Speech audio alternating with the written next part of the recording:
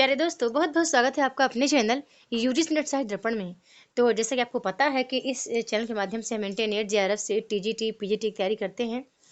और आज ये वीडियो बनाने का मोटिव ये है कि आप नेक्स्ट तैयारी कैसा करना चाहते हैं।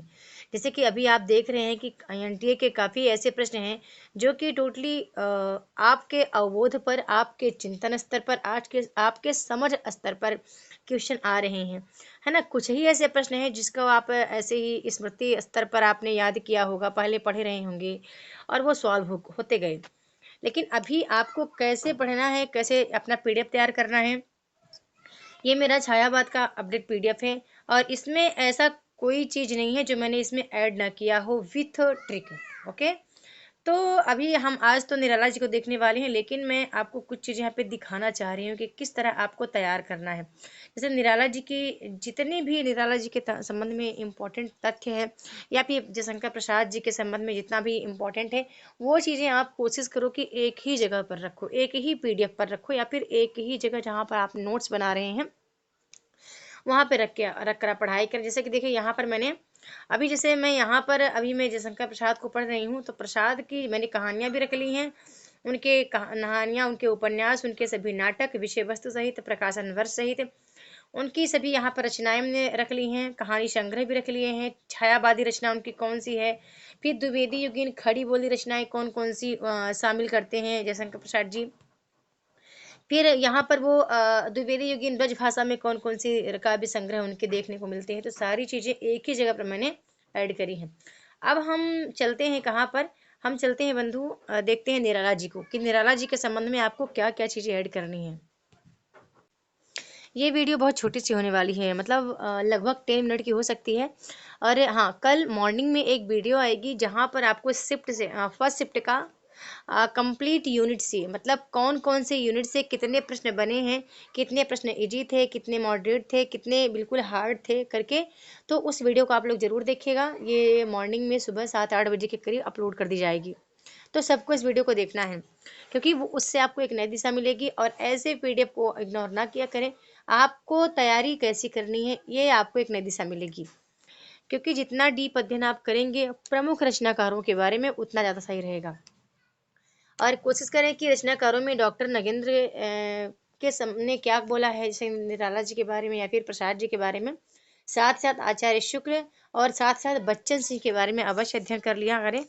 तो जो कोर्स में हैं वो वीडियो देख रहे हैं तो वो निश्चिंत रहें, उनके लिए मैं हूँ, काफ़ी सारी चीज़ें मैं ऐड करके दूंगी। और बाकी जो यूट्यूब से हमारे दर्शक देख रहे हैं वो भी कोशिश करें कि इस तरह तैयारी करें। तो निराला जी के बारे में हम देख रहे हैं कि यहाँ पर उनका जन्म समय दिया गया है 1899 ईस्वी। जन्म स्थान महिषादल, जो कि बंगाल में है। निवास उनका गढ़कोला बंगाल में ही है। मृत्युकाल 1961 में हुआ था। पिता राम सहाय त्रिपाठी हैं, पत्नी मनोरमा जी हैं, पुत्री सरोज हैं। बचपन का नाम सूर्य कुमार था।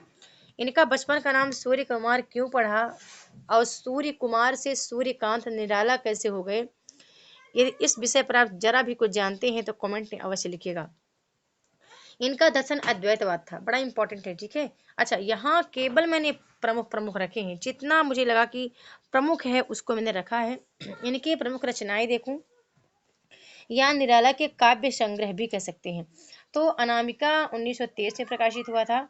लेकिन एक चीज़ और बता दूं, अनामिका का जो द्वितीय संस्करण है वो 1939 में, कहीं कहीं पे 1938 भी मेंशन रहता है, ठीक है। तो ये भी आप याद रखिएगा। और साथ साथ अनामिका का जो द्वितीय संस्करण है उसमें कितनी कविताएं, कितनी लंबी कविताएं, कितनी छोटी कविताएं मेंशन, यानी उसमें संग्रहित हैं, ठीक है। जैसे कि मित्र के प्रति है, राम की शक्ति पूजा है, जो कि अनामिका के द्वितीय संग्रह में संग्रहित कर दी गई थी। साथ ही साथ सरोज स्मृति है, उक्ति एक सितार सवार लो करके इनकी रचना है। वन वेला, वह तोड़ती पत्थर, दान और ठूठ, खुला आसमान आदि याद करके, जो कि इस अनामिका के द्वितीय संस्करण में ये संग्रहित की गई थी, ये सब रचनाएं। तो ये थोड़ा सा जरूर आप देखिएगा। फिर आगे हम देखते हैं कि आगे इनकी एक और रचना आती है, परिमल आती है, लेकिन मैंने उसको परिमल को पीछे आगे रखा है। लेकिन इनका जो क्रम आता है, अनामिका आता है, अनामिका के बाद परिमल, परिमल है जो कि 1929 में प्रकाशित हुई है। नीचे मैंने यहाँ पे रखा है, कहीं कहीं पे 29, कहीं कहीं पे 30 भी आता है, ठीक है। आपको जब भी कोई रचना को लेकर डाउट होगा तो आप एक काम करना, आप मेरे ख्याल से आप देख सकते हैं हमारी जो पुस्तक है सरस्वती पांडे गोविंद पांडे की पुस्तक, तो उसमें सही दिया है। तो यहाँ पर 1930 ही हमारा राइट होगा, क्योंकि पांडे जी की पुस्तक से ही काफ़ी चीज़ें इसमें मेंशन की गई हैं, और गूगल गूगल करके भी मैंने इनको देख लिया है, यही रहेगा। ठीक है। तो इसके बाद परिमल आता है, फिर गीतिका को 36 में लिया गया है। गीत का 36 में, मैंने यहाँ 20 में इनको मेंशन कर दिया है, गीत का 36 में आता है। फिर आपका हमारा निकल कर आता है कुकुरमुत्ता, फिर हमारा आता है अड़िमा, फिर नए पत्ते, अर्चना, आराधना, गीतगंज, सांध्य काकली, अपरा। ठीक है। बट यहाँ पर ने ऐसे में रखा है आपको दिखाने के लिए कि आप इस तरह तैयार करना है। अभी जब ये पीडीएफ हमारे समूह में जाएगा तो सारी चीज़ें क्रम से रहेंगी। ओके। इनकी और रचनाएं इंपॉर्टेंट, जैसे राग बिराग है, गर्म पकौड़ी है, अड़िमा, गीत गुंज, रानी कानी, कुकुरमुत्ता आदि मैंने यहाँ पे रख ली है। एक चीज आपको अच्छे से नोट डाउन करना है कि रामविलास शर्मा के मतानुसार इनकी सर्वप्रथम कविता भारत माता की वंदना, जो कि 1920 में प्रकाशित हुई थी, मानी जाती है। अब यहाँ पे मैंने मेंशन किया भी है कि अनामिका एवं गीत गुंज रचनाओं के दो संस्करण प्रकाशित हुए थे। एक तो अनामिका का 1923 में, गीत गुंज का 54 में, लेकिन जब इनका द्वितीय संस्करण आया तो वही 1938 या 39 में आया था, गीत गुंज का 1959 में आया था। अब इतना तो हो ही गया। ठीक है। अब आप कोशिश करना, जैसे कि यहाँ तो मैंने काफ़ी सारी चीज़ें मेंशन कर ली हैं, लेकिन आपके लिए बता रही हूँ कि जब आप पढ़ाई करना तो आप इनके उपन्यास भी वहीं पे रख लीजिएगा। जैसे इनके उपन्यास हैं, अप्सरा है, अलका है, प्रभावती है, निरुपमा, कुल्ली भाट है, चमेली है, बिल्लेकर बकरिया, तो आप रखिएगा। इनकी कहानी आती हैं, लिली, सखी, सुकुल की बीबी, चतुरी चमार। चतुरी चमार बड़ी इंपॉर्टेंट है, 1945 से प्रकाशित हुई थी। इनके निबंध भी आते हैं, प्रबंध पदम, प्रबंध प्रतिमा, चाबुक, चयन संग्रह। तो आप ऐसे कर लीजिएगा, क्योंकि ये ऑलरेडी हमारी पीडीएफ में मेंशन है, और अलग से भी मेंशन है, तो यहाँ पे मैं रख नहीं रही हूँ। लेकिन आप जब पहली बार तैयारी करना चाहते हैं तो आप बिल्कुल ऐसी तैयारी करें। निराला का प्रथम प्रथम जो काव्य संग्रह वो अनामिका है। अनामिका 1923 में प्रकाशित हुआ था। अब ये बात याद रखिए, अनामिका में 9 कविताएं संकलित हैं। ठीक है। अब ये प्रश्न बनता है, जिसमें से यहाँ पे मेंशन तो नहीं कर रही हूँ कौन कौन सी हैं, कुछ बता देती हूँ। जैसे कि अध्यात्म फल है, माया है, जलद है, अधिवास है, तुम और मैं, जूही की कली, पंचवटी प्रसंग आदि। ठीक है। तो जैसे कि एक इनकी जो अनामिका में संप्रेरित कविता है, तो उसकी एक प्रथम पंक्ति आती है, विजन वन वल्लरी पर सोती थी सुहाग भरी, स्नेह स्वप्न मग्न अमल कोमल तुम तरुणी। ठीक है। बताइएगा ये पंक्ति कहाँ से ली गई है। और जो इनकी अंतिम काव्य संग्रह वो सांध्य काकली है, 1969 प्रकाशित हुई है, और इनके मरणोपरांत ये प्रकाशित हुई थी। तो ये इंपॉर्टेंट फैक्ट है। अगला एक महत्वपूर्ण है कि अनामिका एवं परिमल कविता संग्रहों में इनकी प्रकृति प्रेम, सौंदर्य चित्रण एवं रहस्यवाद संबंधी कविताओं को संकलित किया गया है। तो ये भी इम्पोर्टेंट है।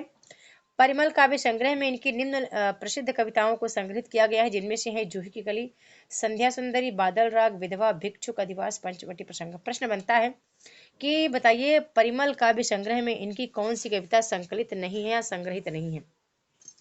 तो ये भी आपको देख लेना है। आगे हम बात करते हैं, तो परिमल में छायावाद के साथ साथ प्रगतिवाद के तत्व भी विद्यमान हैं। साथ साथ इम्पोर्टेंट है कि जूही की कली कविता में प्रकृति के माध्यम से मानवीय वासनाओं की अभिव्यक्ति अत्यंत प्रभाव उत्पादक रूप में हुई है। ठीक है। ये भी इम्पोर्टेंट है, क्योंकि आपको पता है कि जूही की कली को महावीर द्विवेदी जी ने सरस्वती पत्रिका में छापने से मना कर दिया था, केवल इसी के कारण किसमें अश्लीलता ज़्यादा है, ऐसा बोल करके। ठीक है। आगे देखते हैं, तो विषय वस्तु की दृष्टि से इनके गीतों को 4 भागों में बांटा गया है। एक तो इनके गीत हमें स्तुति परक मिलते हैं, दूसरे नारी सौंदर्य संबंधी गीत इन्होंने लिखे हैं, तीसरे प्रकृति संबंधी गीत लिखे हैं, और चौथे इन्होंने विचार संबंधी गीत भी लिखे हैं। अब इम्पोर्टेंट है कि जो इनकी जो प्रमुख रचनाएं थी उनके बारे में आपको थोड़ा सा संज्ञान होना बहुत ज़रूरी है, और साथ ही साथ ये भी जानना जरूरी है कि उसमें और कितनी रचनाएं संकलित हो चुकी हैं। जैसे कि तुलसीदास है, तो तुलसीदास 1938, कहीं कहीं पे 1939 भी इसका तुलसीदास का प्रकाशन वर्ष बंधु देखने को मिल जाता है। तो आप इसको ध्यान से करिएगा, ध्यान से देखिएगा। ठीक है।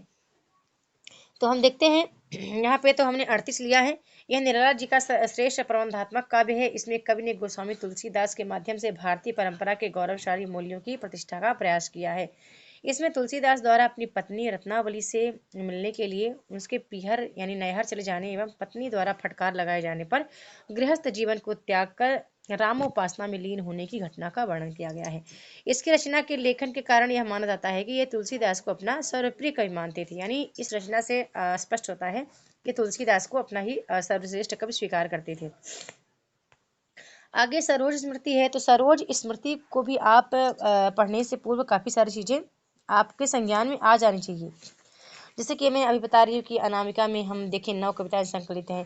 वैसे ही हमने देखा कि परिमल में जो कि 1929 में प्रकाशित हुआ है, इसके 3 खंड हैं और इसमें भी कई कविताएं संकलित होकर निकल कर आती हैं। जैसे कि 10 गीत आते हैं, 14 मुक्त छंद इसमें लिखे गए हैं और कुछ स्वच्छंद छंद में इसके प्रगीत की रचनाएं इसमें समाहित हैं, है ना। तो ये सारी चीज़ थोड़ा आप अच्छे से ध्यान रखिएगा। आप यदि कोर्स में रहेंगे तो कोर्स में कोई दिक्कत नहीं है, सारी चीज़ें आपको मिल जाएंगी, आपको परेशान होने की आवश्यकता भी नहीं है।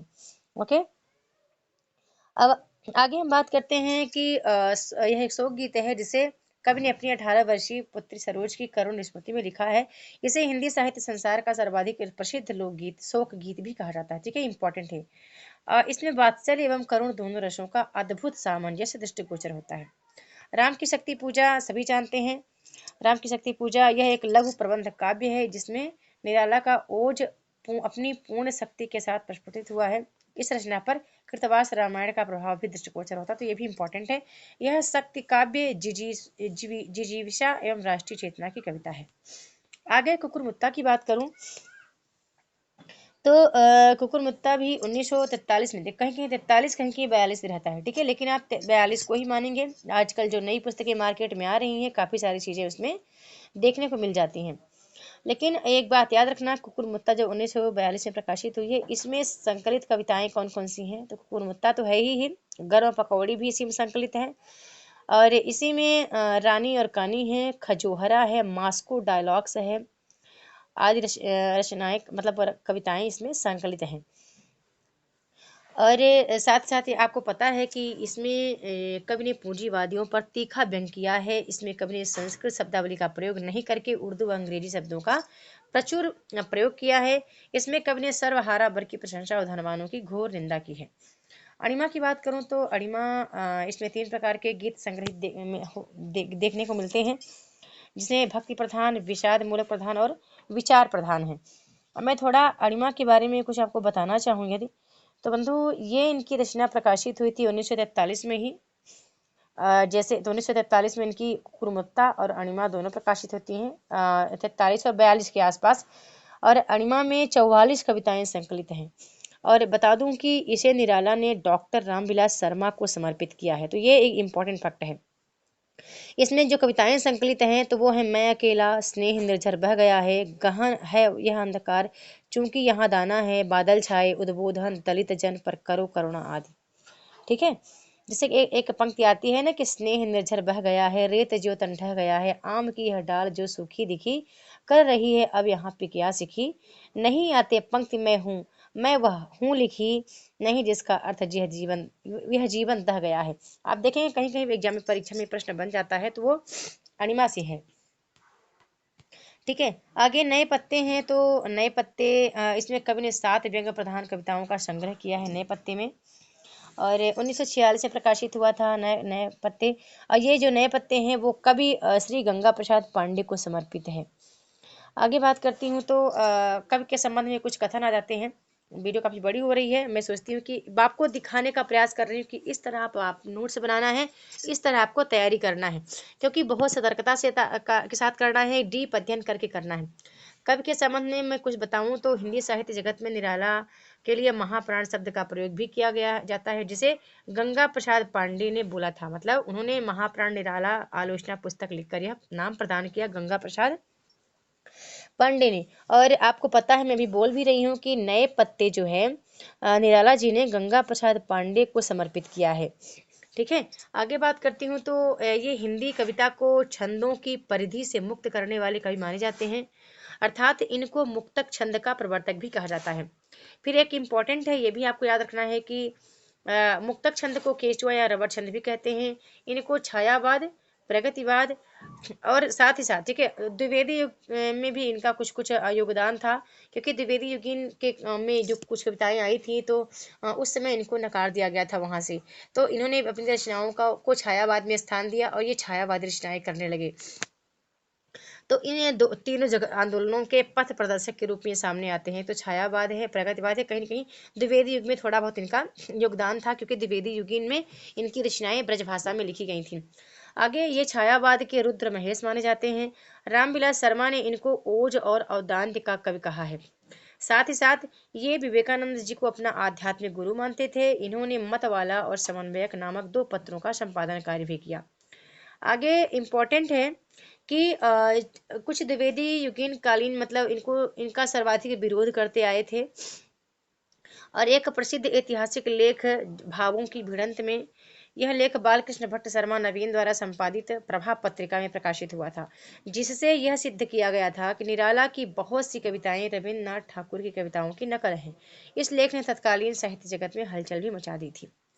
आगे मैं पूछ रही थी ना कि इनको निराला क्यों कहा गया, सूर्यकांत क्यों कहा गया, सूर्यकांत त्रिपाठी निराला। पहले इनका नाम जबकि सूर्य कुमार था, तो यहाँ मेंशन है कि बाद में 1917-18 में बदलकर इनको सूर्यकांत नाम दे दिया गया था। सूर्य कुमार पहले था, बाद में सूर्यकांत त्रिपाठी निराला कह दिया गया था। निराला स्वयं परिमल की भूमिका में लिखते हैं कि मनुष्यों की मुक्ति की तरह कविता की भी मुक्ति होती है। मनुष्यों की मुक्ति कर्मों के बंधन से छुटकारा पाना है और कविता की मुक्ति छंद के शासन से अलग हो जाना है। एक इम्पॉर्टेंट है कि निराला ने कवित्व को हिंदी का जातीय छंद कहा है। निराला को ओज औदान्य का कवि माना जाता है। इनकी तुलना अमेरिकी कवि वाल्ट व्हिटमैन से की जाती है। निराला को छायावाद का श्लाघा पुरुष भी कहा जाता है।